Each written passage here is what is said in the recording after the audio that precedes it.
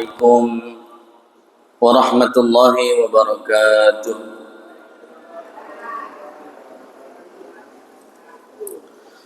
الحمد لله الذي بنعمته تتم الصالحات وبفضله تتنزل الخيرات والبركات. الحمد لله الذي أنزل السكينة في قلوب المؤمنين ليزدادوا إيمانا مع إيمانهم. أشهد أن لا إله إلا الله وأشهد أن محمدا رسول الله. اللهم صل على سيدنا محمد وعلى آله وصحبه أجمعين. رب اشرح لي صدري ويسر لي أمري واحلل عقدة من لساني يفقهوا قولي. Amma ba'du.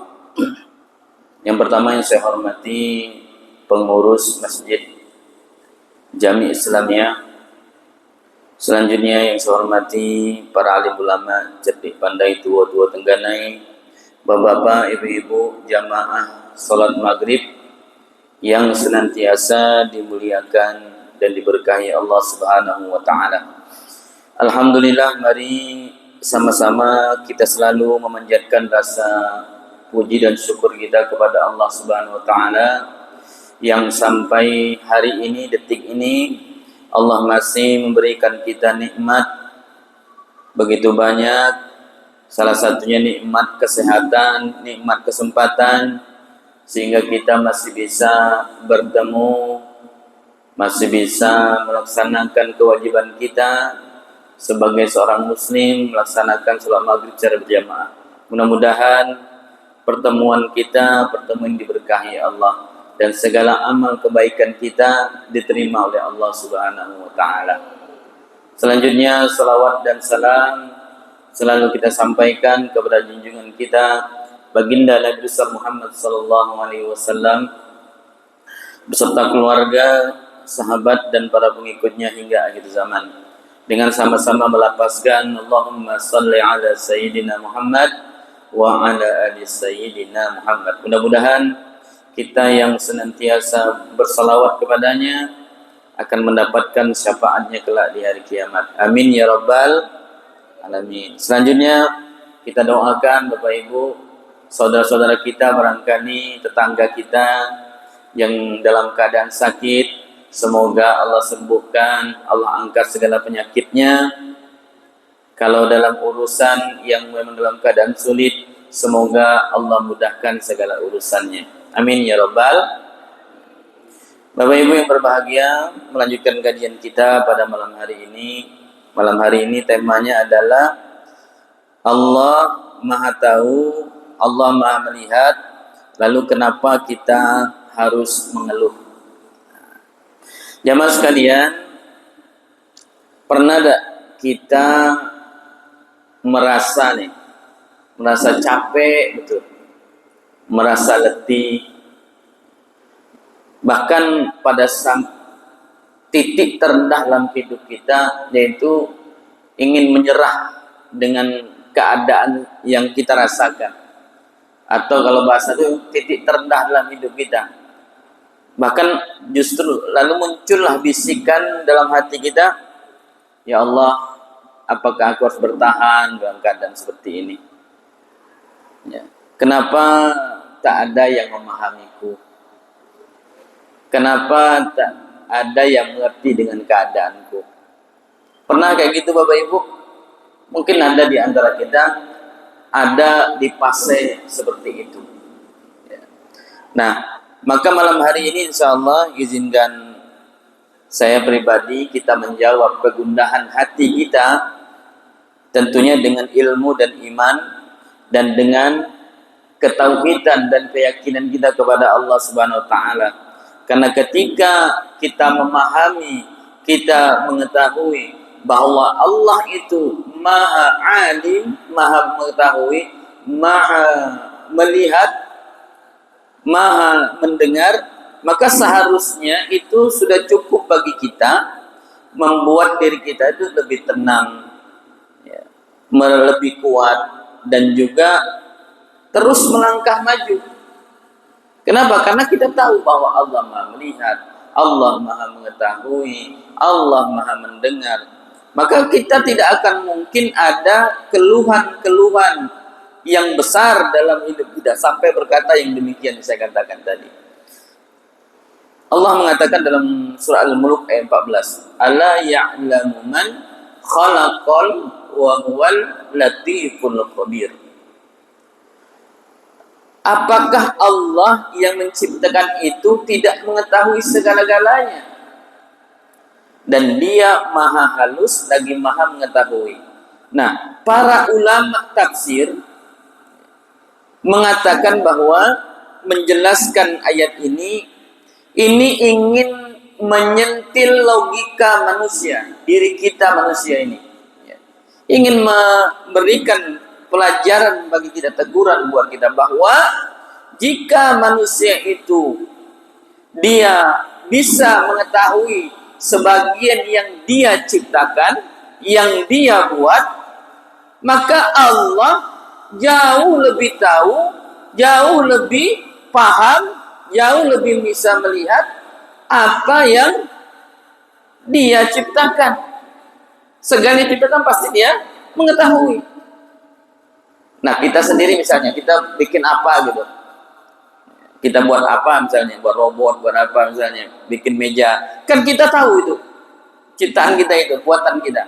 Nah, Allah itu lebih tahu dengan diri kita. Ya. Lebih tahu dengan diri kita. Termasuk apa? Termasuk isi hati kita. Termasuk diri kita. Termasuk air mata kita yang tak terlihat sama orang lain. Termasuk juga luka yang tak terdengar, yang tak terlihat oleh orang lain. Maka jemaah sekalian, Allah mengatakan dalam ayat yang lain, "Innallaha ya'lamu ghaibas samawati wal ardh, wallahu basirum bima ta'malun." Sesungguhnya Allah mengetahui yang gaib di langit dan di bumi. Dia Maha melihat apa yang kamu kerjakan. Dan dalam ayat lain juga Allah katakan, "Wa laqad khalaqnal insana wa na'lamu ma tuwaswisu bihi nafsuh. Wa nahnu aqrabu ilaihi min hablil warid." Dan sesungguhnya kami itu, kata Allah, menciptakan manusia dan mengetahui apa yang dibisikkan oleh hatinya. Dan kami, kata Allah, lebih dekat kepadanya, pada manusia tersebut, daripada urat lehernya. Wa nahnu aqrabu ilaihi min hablil warid. Saking dekatnya Allah itu dengan kita. Jadi jemaah sekalian, poinnya adalah bahwa Allah Maha tahu. Allah Maha melihat. Allah Maha mendengar. Dan bukan hanya tahu secara umum, dan bukan hanya melihat secara umum, tapi tahu secara detil diri kita. Nah, lalu kenapa manusia itu masih mengeluh?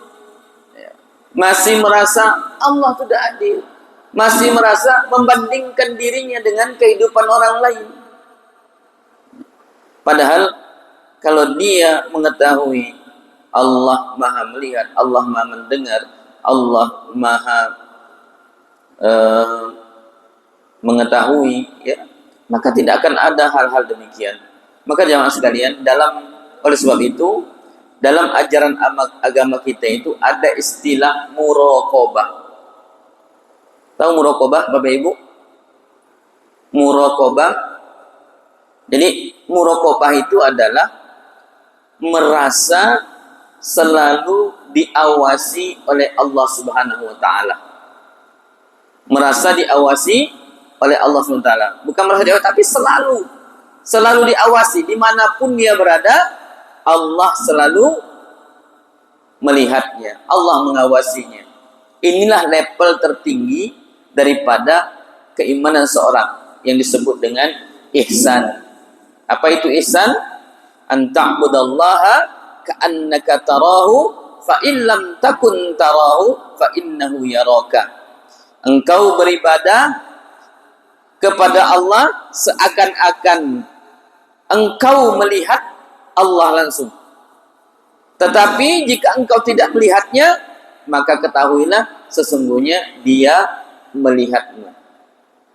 Nah, oleh sebab itu jemaah sekalian, Imam Ibnu Qayyim rahimahullah berkata bahwa orang yang merasa dia dilihat oleh Allah, orang yang merasa dia diawasi oleh Allah, maka pasti dia akan selalu menjaga dirinya, menjaga lisannya dari mengeluh, menjaga hatinya dari rasa kecewa, dan menjaga tubuhnya dari menyerah dengan kehidupan ini.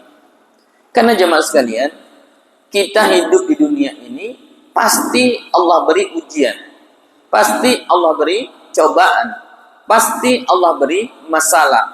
Cuma masalah kita masing-masing itu berbeda. Masalah kita tidak sama, beragam. Beragam masalahnya. Ada yang diberi ujian dengan hartanya, dengan ekonomi, dengan kemiskinan. Ada yang diuji dengan pasangan, ada yang diuji dengan tetangganya, ada yang diuji dengan mertuanya, ada yang diuji lewat anaknya, ada yang diuji dengan penyakit. Macam-macam ujian kita. Nah, dari ujian inilah apakah kita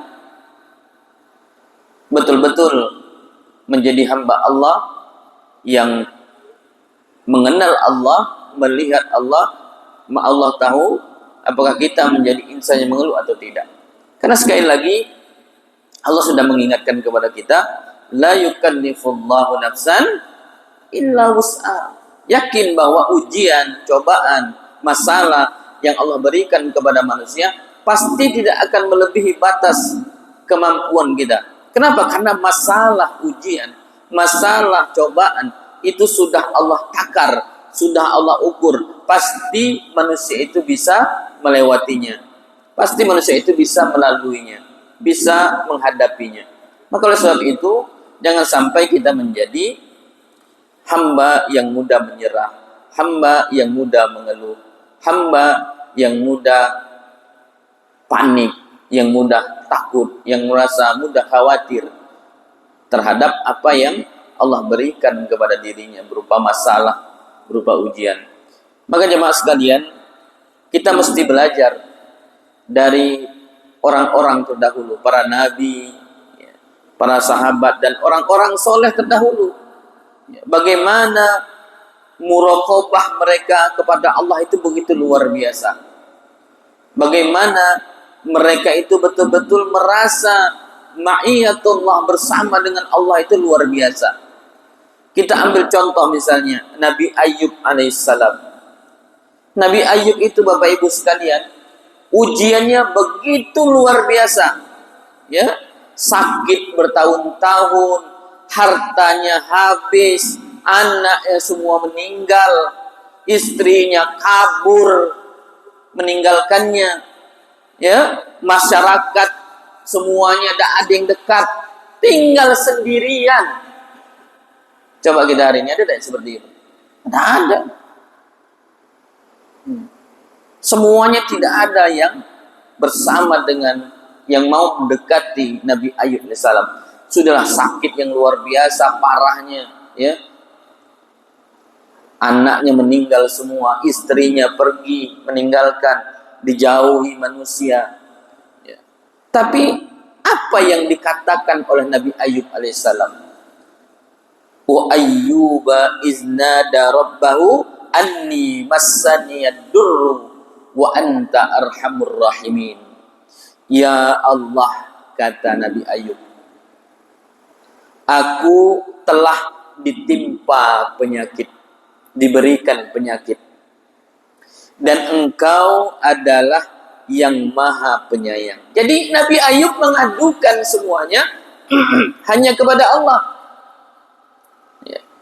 Beliau tidak marah dengan ujian, dengan masalah, dengan cobaan yang diberikan Allah. Beliau tidak mengeluh. Beliau mengatakan bahwa engkau ya Allah yang maha pengasih, engkau hanya bersama pula. Hanya bersama. Dia tidak mengeluh, tapi justru memuji Allah Subhanahu wa ta'ala.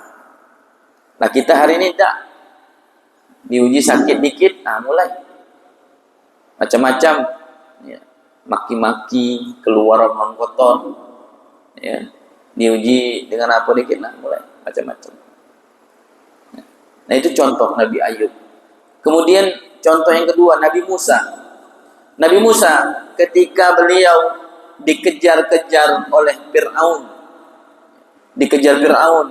sampai terdesak, tidak ada lagi bisa lewat, ya, di depan itu laut merah, di depan itu lautan luas, di belakang Fir'aun mengejar dengan pasukannya yang banyak, dengan senjata yang lengkap, akan menghabisi Nabi Musa dan kaumnya.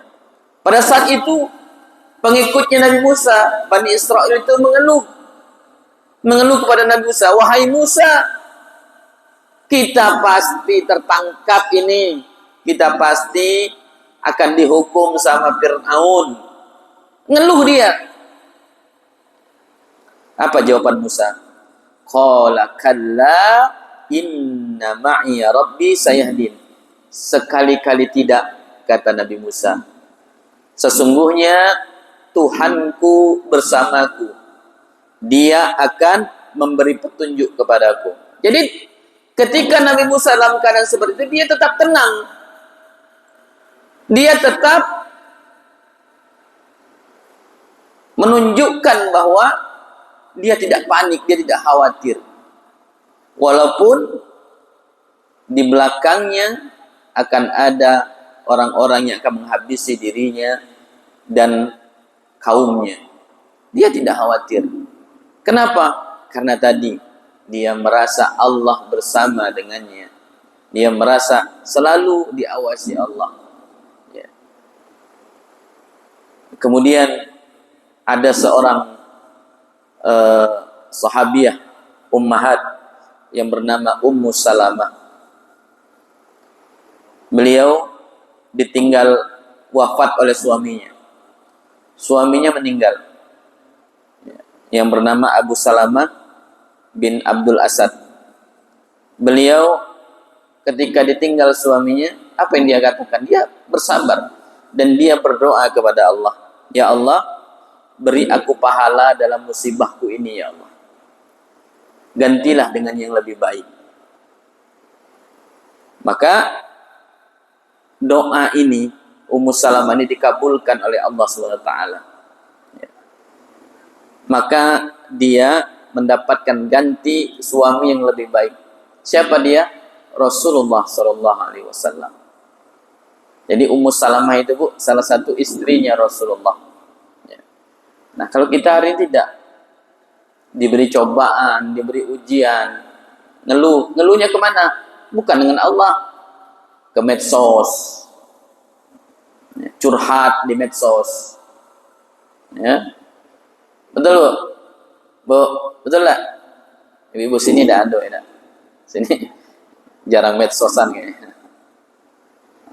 Ada masalah dikit dengan tetangga, mulai ke medsos larinya. Ya. Ada masalah dengan teman sekantor, mulai nyindir-nyindir, bikin status nyindir. Boleh tak nyindir? Tak boleh Bu. Ya. Maka tadi Allah itu maha mengetahui apa yang ada di hati kita, apa yang ada di pikiran kita. Allah tahu semua, Allah maha melihat. Muraqabah, maka merasa diawasi Allah. Bayangkan contoh yang disampaikan tadi, kisah-kisah tadi, bagaimana mereka diberikan cobaan, ujian, masalah yang luar biasa bertubi-tubi, tapi mereka tetap kuat imannya. Mereka tetap kuat tauhidnya, akidah kepada Allah SWT. Tidak goyah. Ya. Inilah level tertinggi bagi keimanan seseorang. Muraqabah, merasa diawasi oleh Allah Subhanahu wa taala. Maka jamaah rahimakumullah, pertanyaannya adalah apa tandanya seseorang itu dia memiliki muraqabah, dia merasa diawasi oleh Allah Subhanahu wa taala. Maka tandanya bahwa orang itu memiliki muraqabah, merasa diawasi Allah itu bukan hanya terlihat dari ibadahnya ini. Bukan hanya nampak dari sholatnya, dari puasanya, dari zakatnya, dari hanya tidak. Bukan hanya itu, tapi dia bisa dilihat dari sikapnya, ya. Apakah nampak kuat dia dari sikapnya? Kemudian di akhlaknya, bahkan bagaimana cara dia ketika mengambil keputusan ketika ada masalah yang dia hadapi. Itu bisa dilihat muraqabahnya. Maka ada 7 jamaah sekalian. Menurut para ulama ada 7 tanda bahwa orang yang hidup dengan muraqabah, merasa diawasi Allah SWT. Yang pertama, orang yang merasa diawasi Allah itu dia selalu jujur. Dia selalu jujur meskipun tidak ada yang melihat kejujurannya.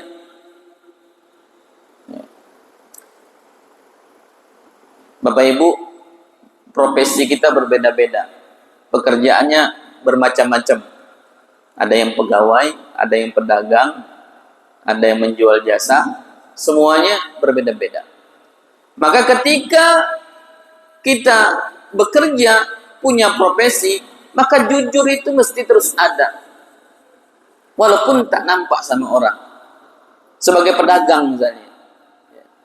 Pedagang kan dia berjualan. Maka jadilah pedagang yang jujur. Jangan sampai mengurangi timbangan. Jangan sampai barang buruk dikata bagus. Jangan sampai mengoplos beras. Nih hari ini gubernur mengeluarkan edaran. Ada 7 beras oplosan. Betul Pak? Sudah dapat tak? Nah diduga kan? Saya dapat Pak. Memang betul itu oplosan.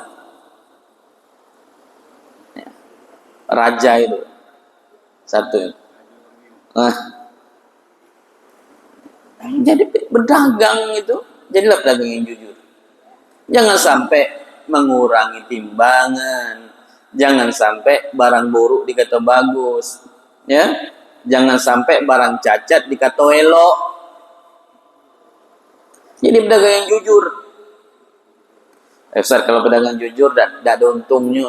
Siapa bilang tidak ada untung? Justru yang jujur itu ada untung dan dapat berkahnya. Berkahnya Bapak Ibu. Jadi jualan itu, berdagang itu bukan hanya sekedar cari untung. Tapi lebih dari itu, ada keberkahan dalam perdagangan itu. Ya. Oleh sebab itu Bapak Ibu, orang yang yakin bahwa Allah melihatnya, dia tidak butuh pujian orang. Dia tidak butuh validasi orang. Untuk melakukan kebenaran tidak perlu validasi orang. Kenapa? Karena dia tahu bahwa Allah Maha melihat. Ya. Maka jangan sampai berlaku curang ketika sendirian. Ya, jangan sampai di kantor misalnya membuat laporan palsu. Ya. Kemudian tidak menepati janji. Nah ini semua adalah bentuk daripada muraqabah. Jadi jujurlah. Ini tanda yang pertama, jujur walaupun tidak ada orang yang melihat. Oke Ibu, Bapak bagi yang pedagang ya, bahkan yang pedagang ini sampai Allah laknat. Wailul lil mutaffifin. Celakalah mereka yang mengurangi timbangan. Ya, artinya pedagang itu sampai Allah laknat. Di Indonesia ini semuanya Bapak Ibu segala macam, ada oplosan, ada yang ngurangi. Kayak minyak sayur kemarin kan, yang di botol. Yang harusnya 1 liter, kurang. Dia merasa tidak diawasi Allah, padahal Allah Maha melihat, Maha mengetahui. Nah ini yang pertama Bapak Ibu. Jadi merasa jujur walaupun tidak ada yang melihat. Yang kedua, tanda orang itu dia merasa diawasi oleh Allah SWT adalah selalu menjaga hatinya dari niat yang buruk, niat yang tidak baik. Nah, innama a'malu bin niat wa innama likulli imri'in manawa. Faman kanat hijratuhu ila Allahi wa rasulihi fa hijratuhu ila Allahi wa rasulihi ila ayat. Sesungguhnya amal itu tergantung dengan niatnya. Ya. Jadi semuanya itu bergantung dengan niat Bapak Ibu. Kalau niatnya baik, niatnya bagus, maka akan dapatkan yang baik. Kalau niatnya karena Allah, maka akan sampai kepada tujuannya, yaitu kepada Allah dan Rasulnya. Tapi kalau tujuannya yang lain, untuk dunia, atau karena perempuan yang ingin dinikahinya, maka akan sampai juga ke sana. Maka Bapak Ibu, ya, kita ini bukan hanya takut dosa yang tampak harusnya, tapi juga takut dengan yang tersembunyi di dalam hati kita. Maka selalu luruskan niat. Karena niat ini dia bisa berubah. Sepersekian menit itu bisa berubah. Ibu tadi, bapak tadi sholat niatnya karena Allah. Tapi kalau dipuji tetangganya, kayaknya cantiknya jilbab ibu nih, mau kena ibu nih. Mulai berubah niatnya, pengen pamer. Pamer mau kena. Kalau berubah niatnya. Dah dapat lagi nilai lillahi ta'ala. Dari rumah tadi lillahi ta'ala. Kan di jalan tadi dipuji tetangganya. Nah, di masjid dikibas-kibasnya lah baru kan. Lagi biar dipuji orang kan. Tapi niatnya berubah. Maka Rasulullah mengatakan jaddidu niyatakum. Selalu perbaharui niatmu. Kenapa? Niat ini bisa berubah. Dalam beberapa saat dia bisa berubah. Maka ketika niat itu bukan karena Allah, maka luruskan kembali lillahi ta'ala. Ya, niatkan karena Allah SWT. Maka jaga Bapak Ibu hati kita dari penyakit hati, terutama riya, ya, ujub, dengki, sombong, hasad. Ini yang mesti diperbaiki. Karena kita sadar, kita tahu bahwa Allah mengetahui apa yang ada di dalam isi hati manusia, isi hati kita, itu Allah tahu. Tidak perlu kita ucapkan, terniat pun Allah sudah tahu. Maka niat buruk pun akan tahu. Ya. Oleh sebab itu Bapak Ibu sekalian, ya, maka jagalah hati kita, bersihkan ia. Qad aflaha man zakkaha wa qad khaba man dassaha. Beruntunglah orang yang menyucikan hatinya dan merugilah orang yang mengotorinya. Maka jagalah hati. Jangan kau kotori Bapak Ibu. Itu lagu Agim ya. Jagalah hati, lentera hidup ini. Jaga Bu. Nah itu yang kedua. Jadi tanda orang merasa diawasi Allah, dia akan selalu menjaga hatinya dari niat-niat yang tidak baik. Yang ketiga, jamaah sekalian rahmati Allah, orang yang merasa tandanya dia diawasi Allah itu adalah dia menahan diri dari mengeluh kepada manusia. Nah, tadi di awal tadi. Curhat di medsos. Ya. Curhat dong, Ma. Curhat dengan Mama Dede gitu ya. Boleh tak curhat dengan manusia? Boleh saja. Ya. Boleh saja, tapi carilah yang betul-betul memberikan solusi. Bukan justru tambah parah nanti. Yang ngompori kalau bahasanya. Ibu ada masalah dengan laki, dengan suami, curhat dengan tetangga. Rupanya tetangga ngompori pula. Sudahlah, ujungnya bukan malah baik, ya. Justru malah sebaliknya. Bukan solusi yang diberikan, justru masalah baru yang dapat. Ya. Maka mengeluh yang terbaik, ya, mengadu yang terbaik adalah kepada Allah Subhanahu wa Ta'ala. Maka kalau kita terlalu berharap dengan manusia, maka kekecewaanlah yang akan kita dapatkan. Maka tidak boleh Bapak Ibu kita itu terlalu berharap dengan manusia, itu tidak boleh. Berharap betul. Nah ketika yang kita harapkan dari manusia tersebut tak sesuai dengan keinginan kita, ujungnya kecewa. Ya, tak sesuai dengan ekspektasi. Maka tahan diri kita untuk tidak mengeluh kepada manusia. Keluhan kita hanya pada Allah, bukan untuk konsumsi media sosial, ya, bukan untuk konsumsi umum. Ibu ada masalah di keluarga, ya, tumpahkan di sejadah kita. Di tengah malam, menangislah, bermohonlah, berdoalah, mintalah kepada Allah. Tumpahkan di sejadah, bukan di media sosial.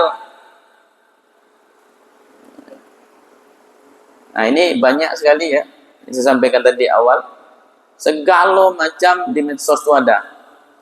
Ya, segala macam. Cacian, makian, curhatan, segalanya itu. Nah tinggal kita lagi memilah-milihnya. Ya, maka Bapak Ibu yang dirahmati Allah, menahan diri, ya, artinya jangan sampai asal-asalan curhat, ya, basing-basing dengan siapa.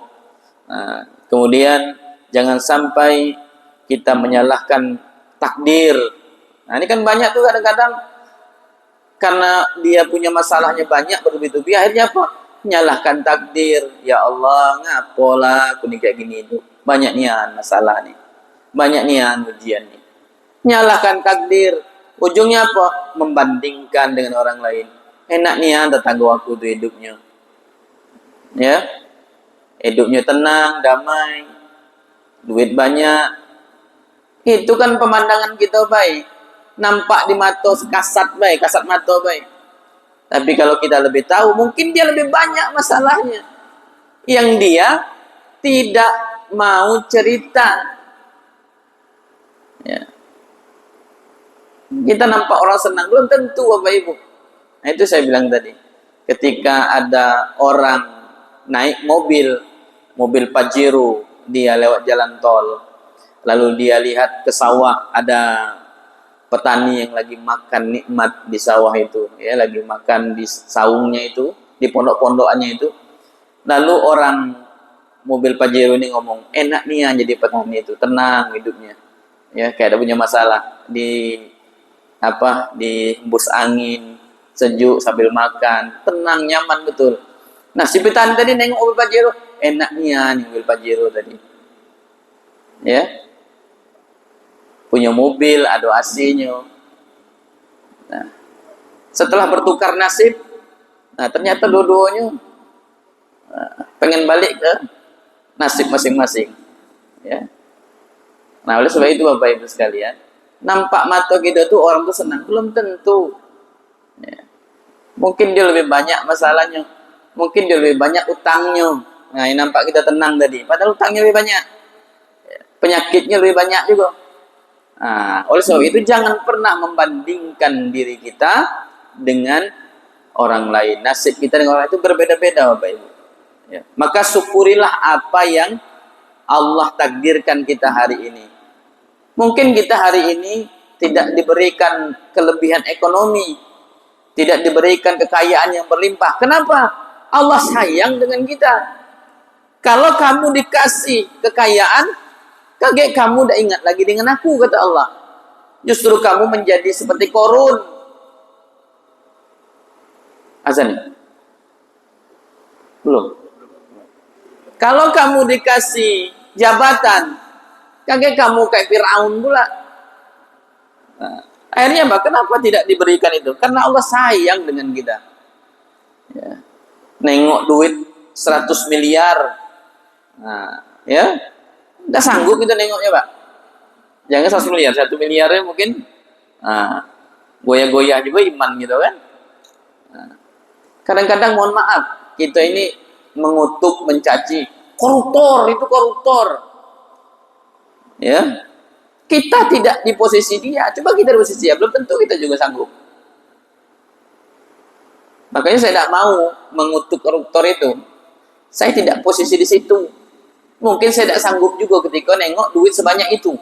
Sampai triliunan di depan mata. Goyah juga iman Pak. Nah, mikir juga penjara 5 tahun, duit masih banyak. Nah, ya kan? Makanya Allah tidak beri kita posisi di sana. Kenapa? Karena Allah tahu kita tidak akan sanggup. Makanya sahabat Nabi yang bernama Abu Dzar Al-Ghifari tidak dikasih Nabi jabatan. Tidak dikasih Nabi jabatan. Padahal orang terdekat Nabi itu Abu Dzar itu. Sahabat dekatnya. Semua yang lain dikasih jabatan. Gubernur. Ya, dikasih di daerah-daerah gubernur, pejabat-pejabat teras tinggi semua. Ketika Abu Zar minta, tidak dikasih. Tidak dikasih Rasulullah. Apa kata Rasulullah? Abu Zar, aku sayang denganmu, kata Nabi. Kalau aku kasih nanti kau udah amanah. Nah, udah amanah. Nah, oleh sebab itu Bapak Ibu, jangan pernah sekali lagi mengeluh dengan manusia, jangan pernah membandingkan diri kita dengan orang lain. Kalau nak bandingkan jangan dunia, tapi urusan ibadah kepada Allah Subhanahu wa taala, ya. Jangan harus masalah dunia kita banding-bandingkan. Kalau masalah rezeki tergantung ikhtiar kita. Kalau ikhtiarnya banyak, insya Allah banyak juga hasilnya. Ya, kalau kerjanya lebih banyak juga. Tapi tetap bahwa yang menentukan rezeki itu adalah Allah Subhanahu wa taala. Ya.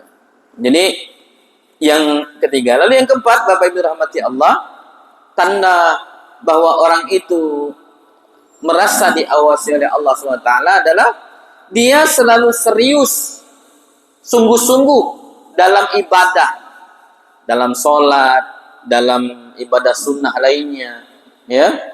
Dia selalu sungguh-sungguh. Kenapa? Karena dia yakin bahwa sedang dilihat oleh Allah, sedang ditatap oleh Allah Subhanahu wa taala. Maka kalau orang yang merasa diawasi Allah, maka tidak mungkin dia ibadahnya main-main, asal-asalan kalau bahasanya. Nah, kita ini diuji Bapak Ibu ada dua. Ya, iman kita diukur tuh dua saja. Ketika sendirian dan ketika saat diuji. Itulah ukuran keimanan kita. Kalau dalam keadaan sendiri, apa yang kita lakukan? Apakah ibadah kita bagus atau tidak? Ketika ramai kita sholatnya bagus. Tapi ketika sendiri, apakah ibadah kita juga seperti itu? Ketika diuji, apakah kita bisa seperti itu juga? Jadi ukuran keimanan seorang itu dua saja. Bagaimana keadaan dia ketika sendiri dan bagaimana ketika dia saat diuji, ya. Nah, maka inilah ketika orang yang merasa diawasi Allah, dia sholatnya akan tenang, baik dalam keadaan ramai berjamaah ataupun sendirian. Ya, ada orang ketika dia ramai, bagus sholatnya, Allah, 1 jam sholatnya sendiri karena berjamaah 1 jam. Ketika sholat sendirian, kayak ayam lagi makan matu-matu, saking cepatnya, ya, asal-asalan. Jadi dilihat, jadi kalau dia merasa diawasi Allah, jadi sholatnya itu mau dia berjamaah atau sendirian, dia tetap tenang, sama saja sholat. Ya, zikirnya juga tenang, bukan cepat-cepat, ya. Kemudian tahajudnya terjaga dalam keadaan sendiri. Ya. Kemudian baca Qur'annya juga bagus. Nah, ini Bapak Ibu sekalian. Jadi ibadahnya itu bukan hanya sekedar menggugurkan kewajiban. Kan kita hari ini mohon maaf banyak ibadah itu hanya sekedar kewajiban, Pak. Melepas kewajiban. Yang penting sholat, Ustaz. Nah, itu banyak seperti itu, Pak. Yang penting sholat, Ustaz. Daripada tidak sholat, benar juga. Tapi harusnya lebih dari itu. Sholat itu bukan hanya sekedar kewajiban, tapi sudah menjadi kebutuhan kita. Ya, seorang Muslim itu sholat itu bukan kewajiban, tapi kebutuhan. Butuh kita dengan sholat itu. Makanya kalau orang lewat sholat itu terasanya ada gelisah gitu dalam hatinya, merasa tidak tenang, ada yang kurang. Itu sudah dia merasa sholat itu sudah menjadi kebutuhan.